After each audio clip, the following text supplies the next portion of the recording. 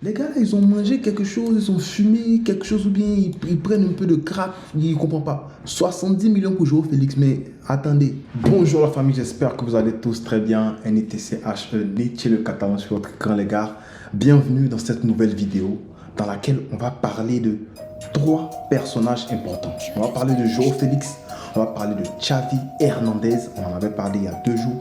Et on va parler de Erling Haaland les amis. Oui, vous ne vous trompez pas, on va parler du robot, de la machine. Let's go. Avant de commencer, je vais vous inviter à liker la vidéo. Ne réfléchissez même pas. Posez votre like parce que ça fait du bien pour l'algorithme. Je vous dis la vérité, franchement. Voilà. Et en deuxième chose, s'il vous plaît, allez vous abonner à l'autre chaîne Mitch Parle Foot parce qu'il y a des matchs qui arrivent. Il y a des matchs ce week-end qu'on va débriefer. Voilà. Il y a des matchs de PL, il y a des matchs de Europa League, il y a des matchs de Champions League qu'on va débriefer. De l'autre côté là-bas, du coup, n'hésitez pas à aller vous abonner là-bas massivement. Commençons avec Joao Félix.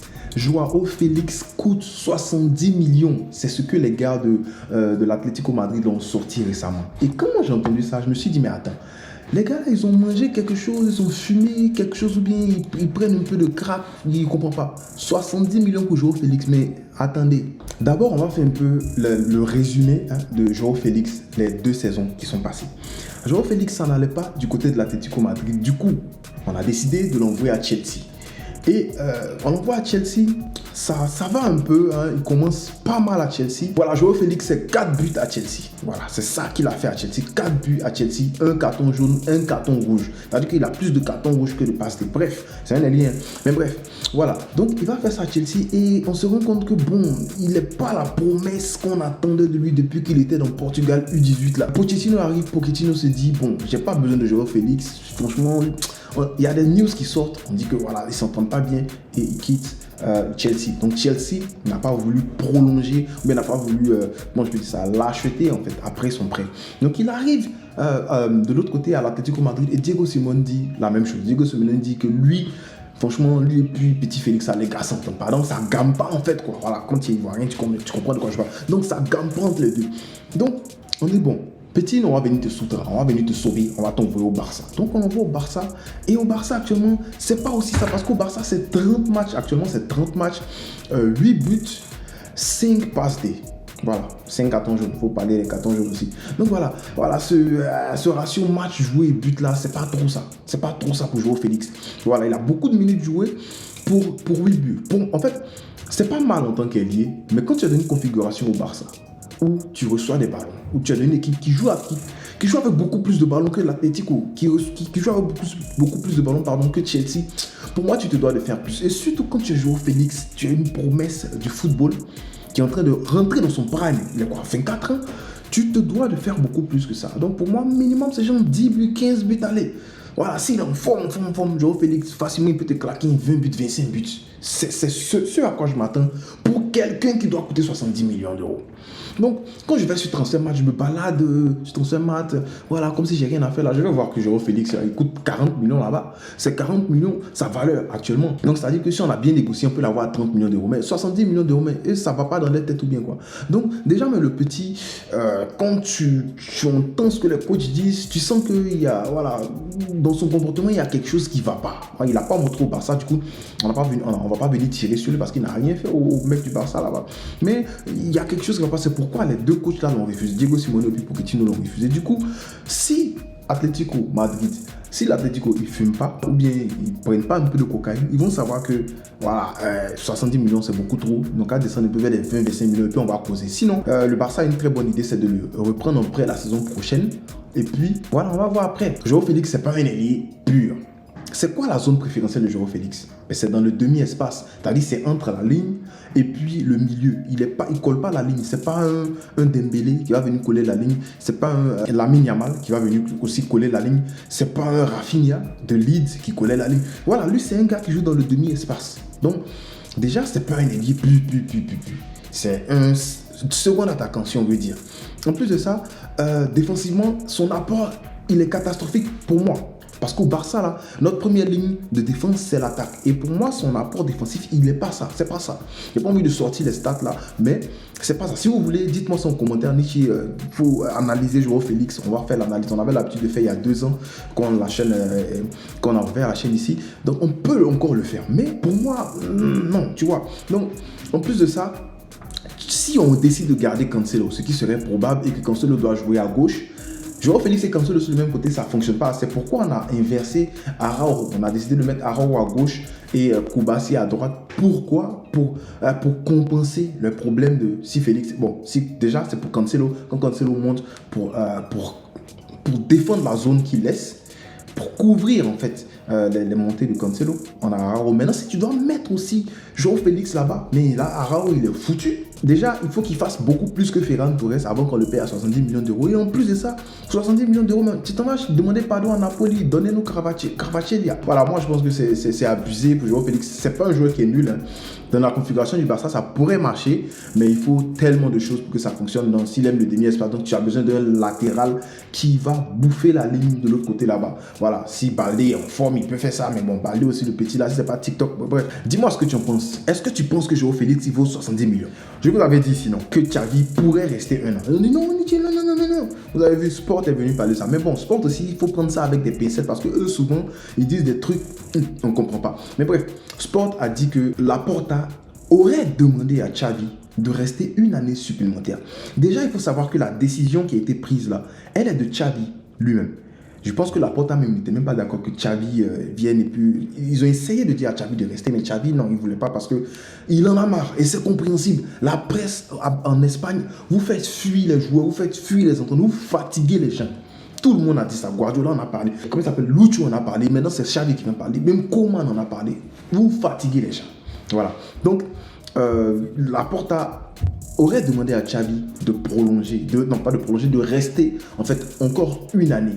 Mais Xavi, il ne veut pas. Il ne veut même pas venir à bout de son contrat en fait. Alors, c'est très étonnant d'entendre ça. Surtout qu'on peut avoir des options de coach actuellement. On en a parlé. Actuellement, les options qui s'offrent à nous, c'est Hansi Flick, c'est Thomas Tuchel pour les francophones, Thomas Tuchel pour les Tuchel pour les anglophones, bref, voilà.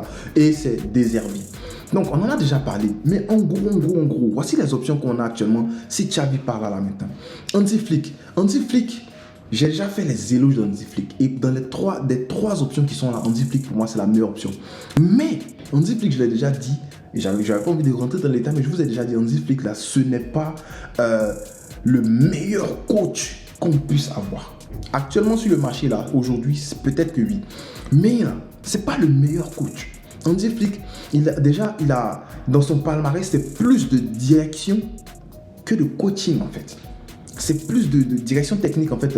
En 2014, si je ne me trompe pas, avec la Mannschaft, avec l'Allemagne, où je crois qu'il remporte la Coupe du Monde. Il a été assistant manager avec l'Allemagne. Il a été assistant manager à Salzbourg, bien avant d'aller en Allemagne. Voilà, et même à Hoffenheim, c'est là qu'il a touché la direction sportive. Il a été directeur sportif. Donc tu vois que lui, là, il n'a pas beaucoup d'expérience en tant que coach. Sa seule expérience en tant que coach, c'était du côté de Hoffenheim.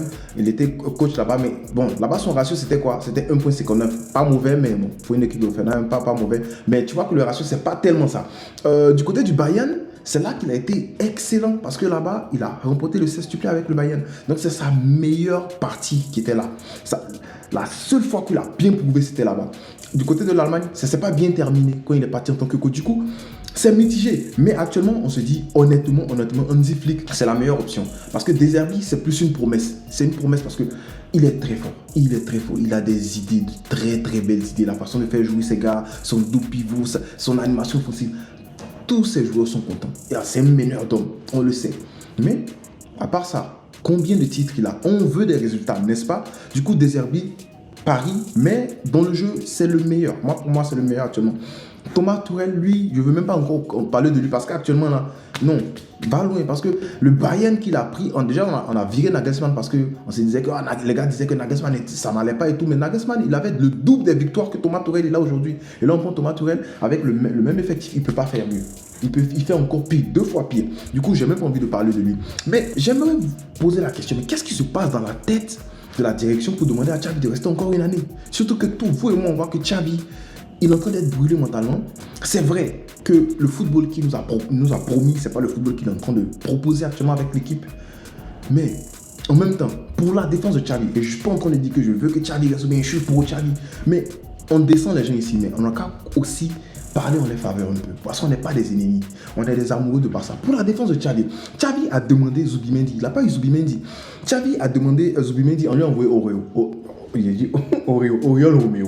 Tu comprends ce que je veux dire? Du coup, Xavi qui voulait avoir Zubimendi, aujourd'hui, il se retrouve avec un gars comme Christensen en 6. Est-ce que si Christensen arrive à donner ce que Xavi veut d'un 6, là, si Christensen arrive à montrer même, disons, 50%, est-ce que Xavi va pas s'en sortir?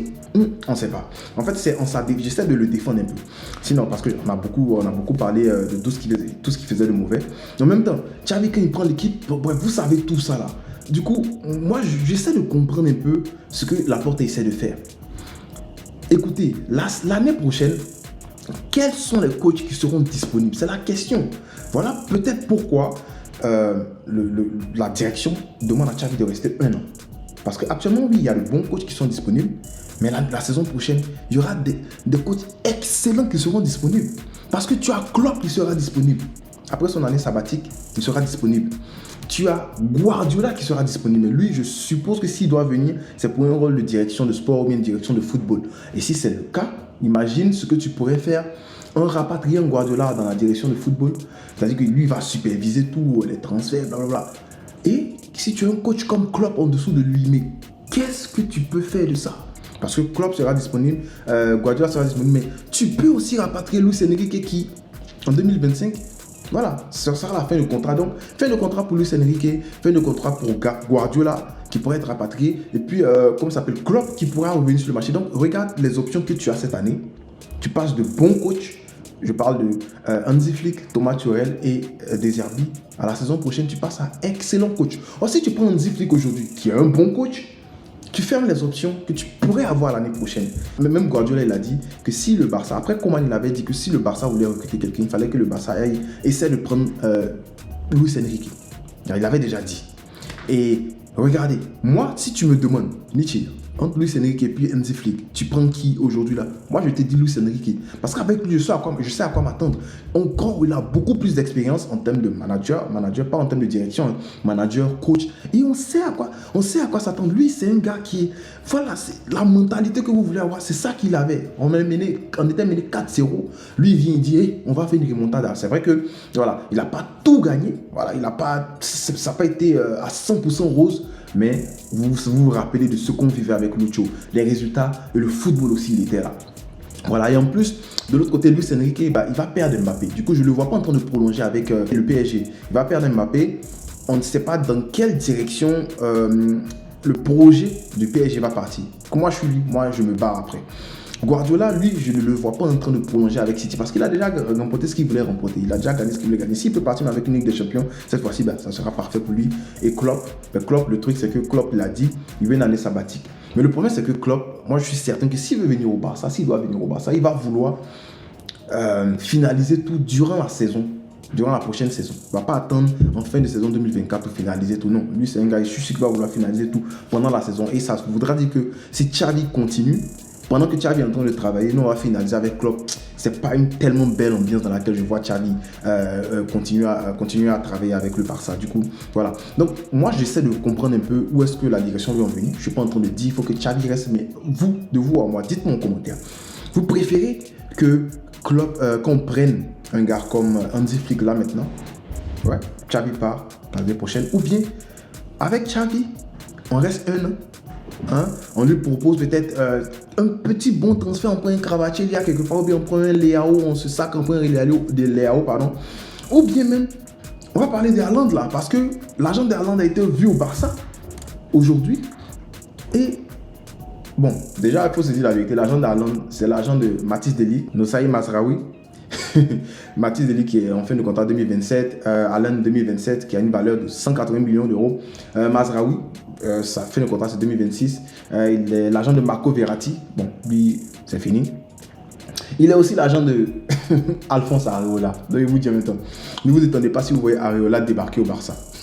Il est l'agent de Dolberg, de Mkhitaryan, et puis déjà on en a bon. Il a beaucoup de joueurs sous son nom, donc du coup on n'est pas sûr que c'est des Haaland qui sont venus parler, mais on l'a vu au Barça. Donc imaginez si on arrive à faire un truc comme ça pour donner à Xavi la saison prochaine, ce qui serait, les chances seraient peut-être de 2%, mais au moins, voilà, tant qu'il y a la vie, il y a espoir. Non. Donc voilà, j'ai même pas envie de durer sur, si vous avez remarqué, j'ai pas envie de durer sur la news Haaland là, parce que franchement pour moi, voilà, est-ce que j'ai besoin de m'attarder là-dessus? Donc voilà, les options que le Barça a. On garde Xavi 1 an de plus, ce qui serait quand même problématique parce qu'on sait à quoi s'attendre avec Xavi. Est-ce qu'il sera en mesure de forcer ses idées, surtout s'il n'a pas son 6 de référence, surtout s'il n'a pas un ailier pur à gauche. Avec le retour d'Ansu Fati, ça pourrait changer les choses, on ne sait pas. Franchement, je ne sais pas où me diriger, mais moi, ça me dérangerait pas de me sacrifier encore 1 an pour bâtir un plus gros. Si tu arrives à me promettre qu'on va avoir Guardiola en tant que directeur sportif et peut-être Klopp ou bien Luis Enrique en tant que coach, et puis on leur donne un contrat de 4 ans, on fait un projet de 4-5 ans avec eux, je suis prêt à sacrifier la saison prochaine. Mais si tu peux pas me garantir ça, allez, on prend un petit flic et puis let's go, quoi. Mentalité allemande, let's go, on va crier sur les moraux et puis tu vois. Donc voilà, dis-moi en commentaire, toi tu es d'accord avec ça ou pas. Je serais content de lire ton commentaire. Et puis bien sûr, on va débattre parce que tu vas pas venir dire des trucs et puis te laisser partir toi-même, tu sais. Donc n'oublie pas de liker, partager, commenter, puis allez vous abonner de l'autre côté là-bas. En tout cas, merci d'avoir suivi la vidéo. Pisca, El Barça.